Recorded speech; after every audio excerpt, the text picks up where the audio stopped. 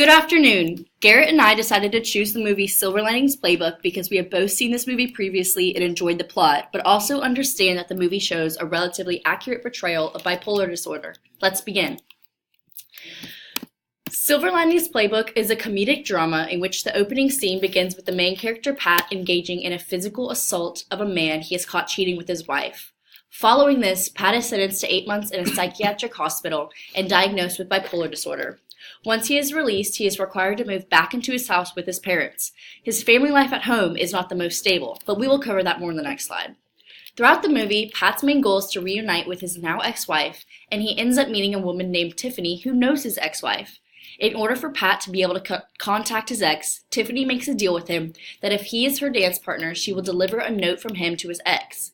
Tiffany and Pat form a very odd relationship as they both suffer from mental illnesses. All in all, at the end of the movie, it is revealed that both Pat and Tiffany love each other, and he reveals this in a note he gives to her. About Pat. As stated earlier, Pat served in a psychiatric hospital and was diagnosed with bipolar 1 disorder.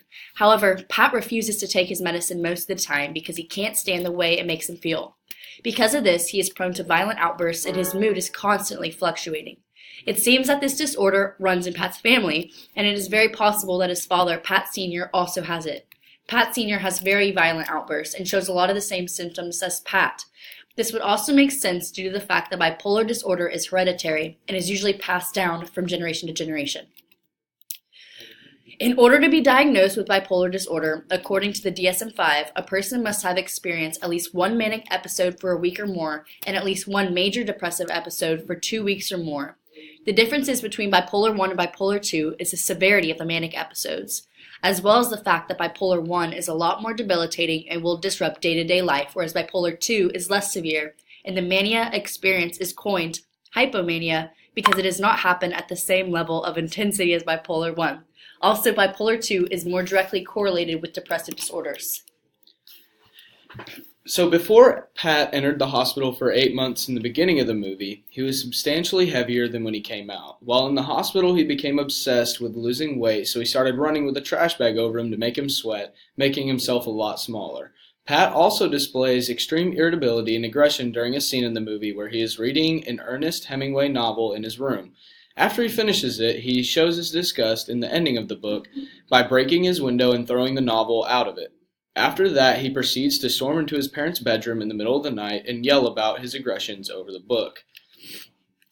In Pat's treatment plan, we think Pat should continue attending cognitive therapy and start taking his medication even though he doesn't like how it makes him feel. He needs to form and maintain supportive relationships like he has with Tiffany and Ronnie in the movie. We would advise Pat that living with his parents isn't a good idea to continue his upward progression due to his father's aggressiveness and his mother's submissiveness. The combination of taking his medication, changing his living arrangements, and maintaining supportive relationships should help Pat continue to live a mentally healthy life. So what did the movie portray accurately? It portrayed behavioral characteristics of an individual suffering with bipolar 1. It portrayed difficulty maintaining relationships and friendships, as well as internal conflicts, and finally the influence of hope. The movie portrayed inaccurately that bipolar disorders can be mitigated with love. In our final analysis, the film accurately showed the manic and depressive episodes in diagnosing bipolar 1. Also, the movie showed how much the disorder strains the relationships around the patient. For number 2, in some aspects, we do believe the movie showed accurately how bipolar patients act in certain situations and the symptoms that lead to a positive diagnosis of bipolar 1. However, its educational value is weakened by the main premise of the movie, which is that intimacy and love can cure bipolar patients. For number 3, this movie is a comedic drama in which Pat's condition was treated with humor and seriousness.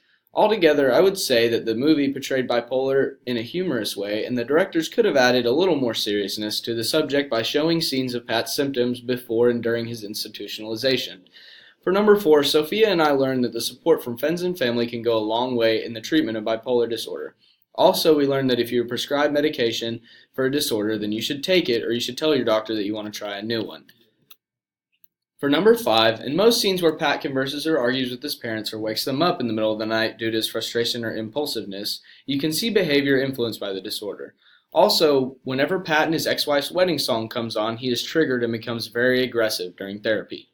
For number 6, this film is very entertaining to watch because the movie provides great insight into the mind of someone suffering from bipolar disorder, and you can really see how debilitating and frustrating the disorder can be for yourself and for your friends and family.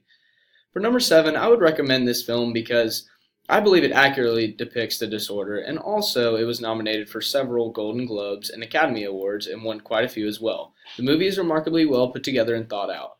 For number 8, I would recommend that the movie Orphan should be put on the list because it is a psychological thriller where a girl who's in her 30s has a disorder where she looks like she's in her teens, and she goes from family to family as an orphan in an attempt to seduce the father, and when she doesn't get what she wants, trouble ensues. This could relate to the psychology of trickery and manipulation, or even nymphomania.